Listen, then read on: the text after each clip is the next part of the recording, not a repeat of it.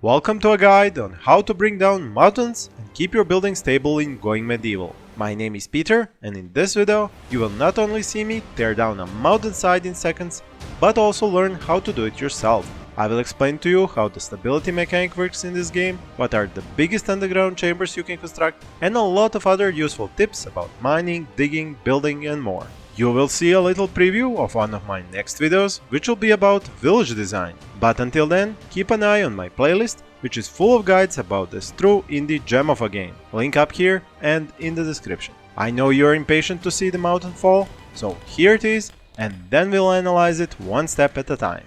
You can see here that there are some villagers down there, deep in the mountain, on a mining job picking away at something. That something are the two main pillars of dirt that the entire mountainside is supported by right now. Those two and a few wooden beams, that is. Now as the pillars are torn down, we get a full demonstration of the stability mechanic.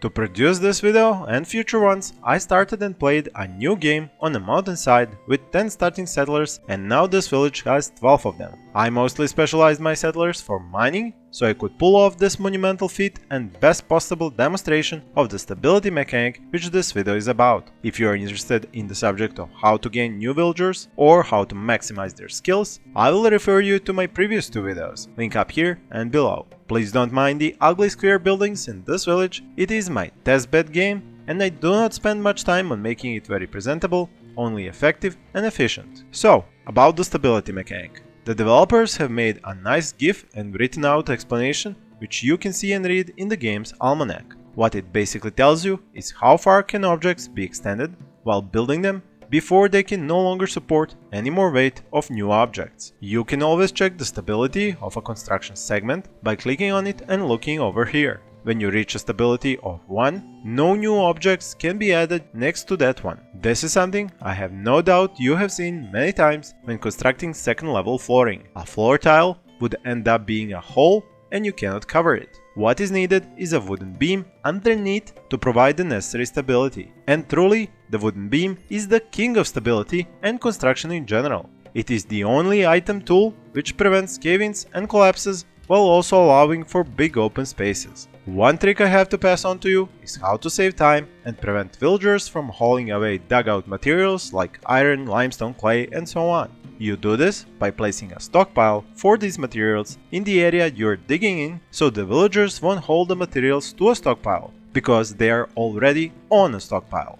On the subject of cave-ins and collapses, what I learned during making one of my previous videos, the one about basement building, is that 6 tiles in a line is the maximum you can dig before you need a support beam. But this is only in one axis. What I further learned while digging this mountain out is that you can use the wooden beams to extend the length of an underground room to a maximum of 10 tiles before you need another cross beam. Originally I thought it was 6, then I tested 8 and lastly 10. At 11 the whole thing started to cave in on me. This means that the correct maximum underground room size is 6 by 10, which amounts to 60 empty tiles of space. This is, you will agree, a lot of empty space. It does, however, take a lot of time to dig out so much open space, so keep that in mind if you're just starting on a mountain map.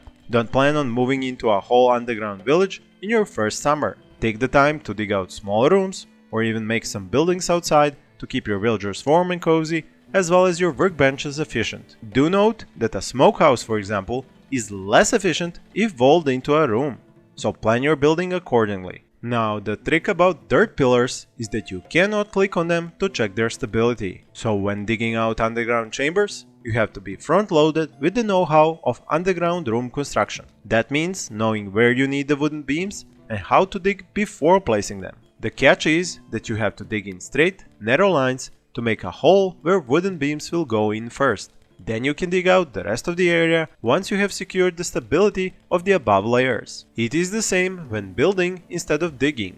Your support pillars can be spaced apart by only a few tiles before they can no longer allow for the second floor tiles to bridge the gap between them. Wooden beams not only bridge much larger gaps, but are also resource efficient as they cost only 15 wood no matter their length.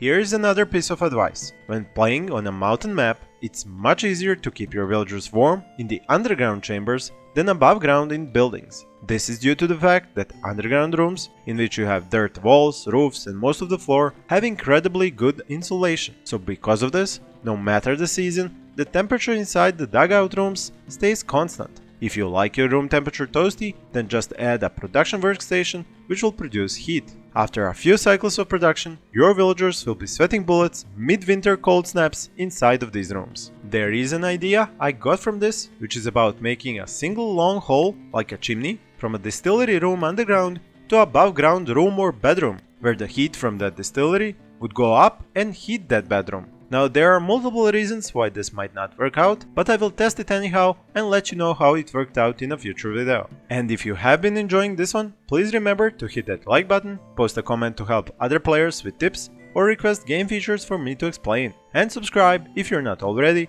to see that video once I post it. If you need another demonstration of how important stability, wooden beams and proper construction of a building is, let me show you another example. I have used a mod for the game, which I showcased in one of my previous videos, link up here and below, to construct this tall fortress. The person making the mod has noticed people were unable to use the mod with the new version of the game and has commented on my videos that he has updated it. Now I will use that mod to take out some of the support pillars and we will watch what happens.